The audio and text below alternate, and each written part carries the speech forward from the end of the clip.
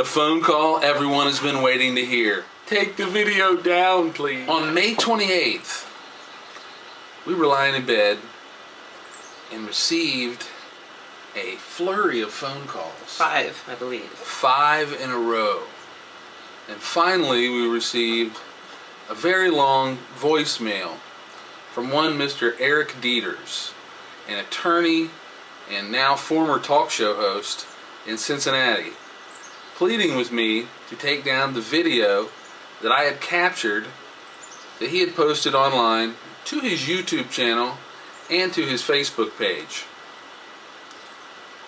2 separate postings. After I had complained, I thought that his video, White Women in Pot, in which he made the comment that if you want to conquer an African nation, send them white women in pot, he took it down immediately. Other people complained and he took it down before you said anything. Yes, which kind of says to me he thought it would be an okay thing to do before he put it up. And only took it down because other people said, hey, that's racist. Yeah, that's amazingly racist. And so Sunday went by, the video stayed up. Sunday night, I just, I really listened to his call, and I said, well, let's take the video down. I think he is sorry that he got in trouble and that all this caused him trouble, but he doesn't really seem sorry, or he doesn't seem cognizant of what he's done and what this little bit of what he's done adds to the whole snowball of the whole issue of race and racism in this country that nobody wants to talk about. An intolerance for people and looking at people who aren't like you, like, you're other than me. And I just think that Mr. Deters really shows in these voicemails that he still doesn't get it. Well, Eric Deters is the perfect socialized white man in America. He sees, it's not even, he's unaware of his position of privilege. He's unaware that everybody else is considered other and white is normal, and that everything that we judge in our society, every standard we have in our society is based from that. But white people don't, most white people don't understand that because it's just a given everywhere they go. They've never experienced being the other for a long period of time. Certainly there are white people that have gone somewhere, I was the only white person there and it felt really weird. Well, that's for only a short amount of time. That's not your life. That's not what you that's not what you understand as your place all the time. Yeah, so we're going to listen to the phone calls here. And this was, I believe, number 1. Hello, Dave. This is Eric Deters.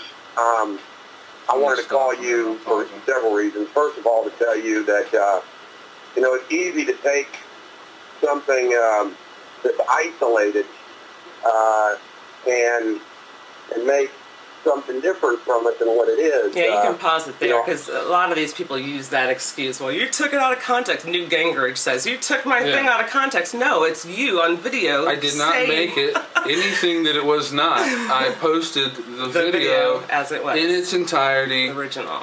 As it was. I thought this guy's a lawyer. All the politicians, they know how to talk. They know it doesn't matter if it's true or not.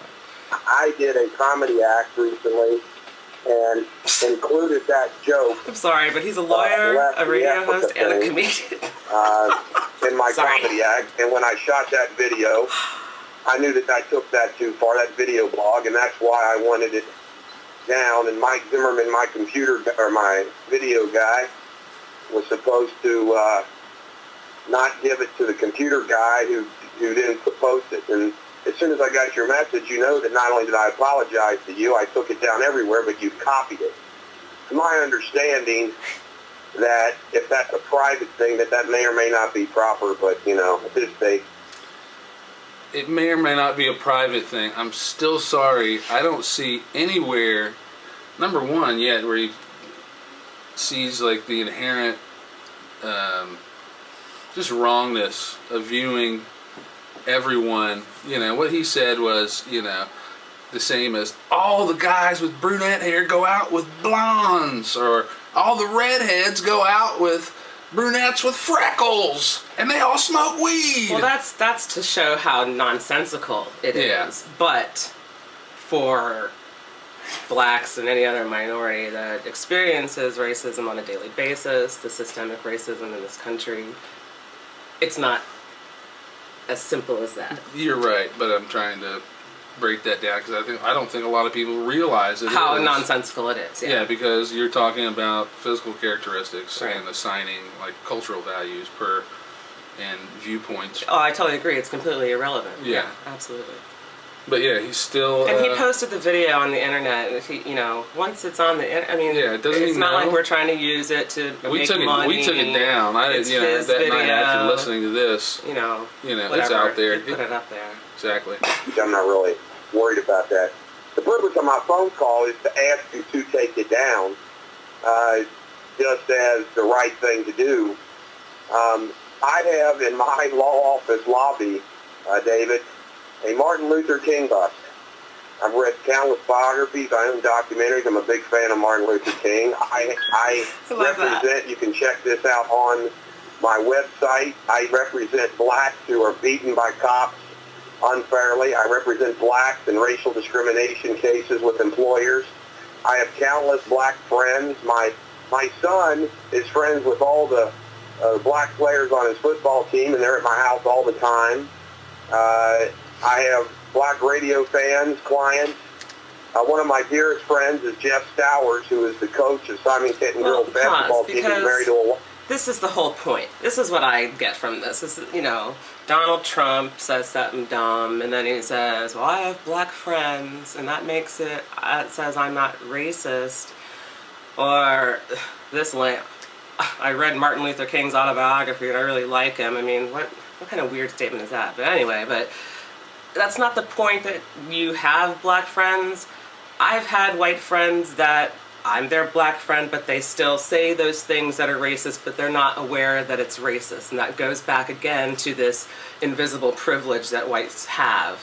And they don't see that it's, maybe his black friends don't say, hey, that's racist, because he's a sort of celebrity. Yeah, he's Mr. He's Big got Shot. money, he's a lawyer, he wears a suit. So maybe they're not going to tell him, hey, and call him out on that.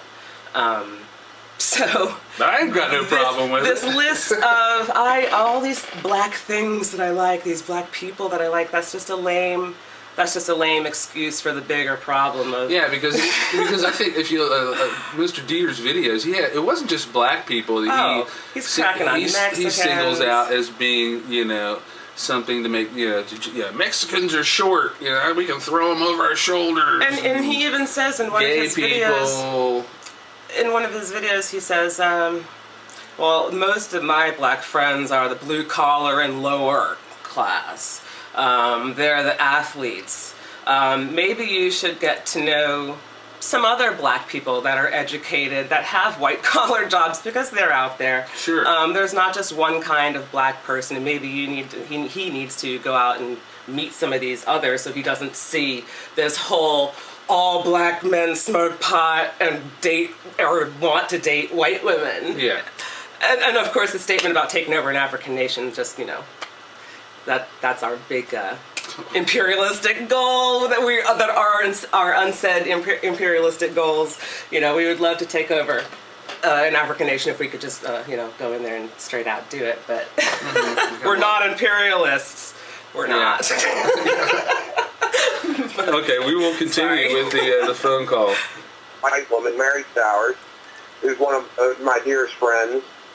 The guys on my flag football team, they all thought it was funny and said, hey, we got your back. So this week we have, when he says, his black flag football students, kids, whatever, thought it was funny. A flag. Makes me think of flag. Sorry, flag like football. I'm sorry. The moshing across. We have Herman Cain coming out with a radio ad. Herman Cain is black, ran what, Little Caesars or something like that. Yeah, Domino's, I think. Some pizza chain. Yeah. I've never heard of him before until now, and he's running for president or something. But they ran a radio ad in Chicago for the blacks. And in this video, he actually does the voiceover for it. And he is supposedly having a conversation with another black friend of his. And he says, you know, well, I know you don't have a job, so what do you care about what the policies are, blah, blah, blah.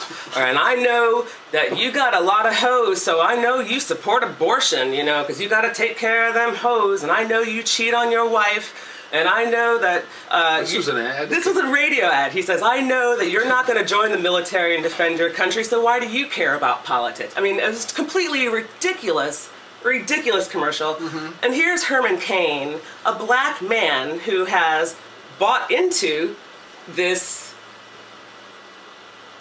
white thing. I don't even know what to call it, that he has bought into this, that people of his race are this way, that they're unemployed, they're cheaters, they're gamblers. Oh, he says, how about you go and do this instead of going down to the gambling boats or something. So, I mean, it was a completely, just a completely crazy, derogatory radio ad.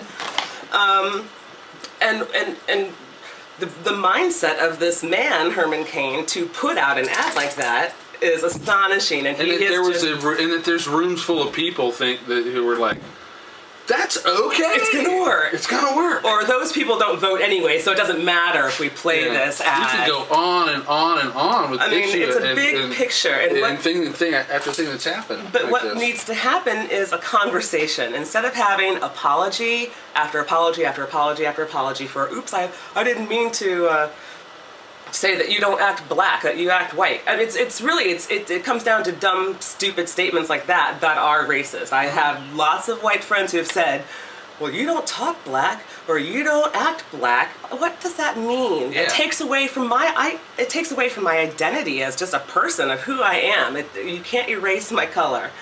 And my behavior is not a reflection of the color of my skin. It's completely irrelevant. People always want to come, well, I'm not wearing my natural hair tonight, but people always want to touch my hair as if it's going to be some kind of weird animal fur, crazy, different hair than theirs. It's the little things like that are racist. Well, thanks, baby. So it's a whole conversation that needs to happen. Instead of trying to cover things up and getting defensive when somebody tries to raise this issue of this covert racism, this institutional racism, this coded racism in our language that we use. We don't need defensism. We need open conversation. I love Tim Wise, who has written many books on white privilege, who goes around and speaks. He recognizes what he has and what the difference is for others in this country, and we need more people like him, more white people coming up and saying, look, I understand this, and if we really want to have equality in this country, then that's what needs to happen. It can't just be blacks coming up and saying, hey, that's racist, and that's racist, and then whites saying, oh, you're just sensitive, it's not racist, or I'm sorry if I offended you.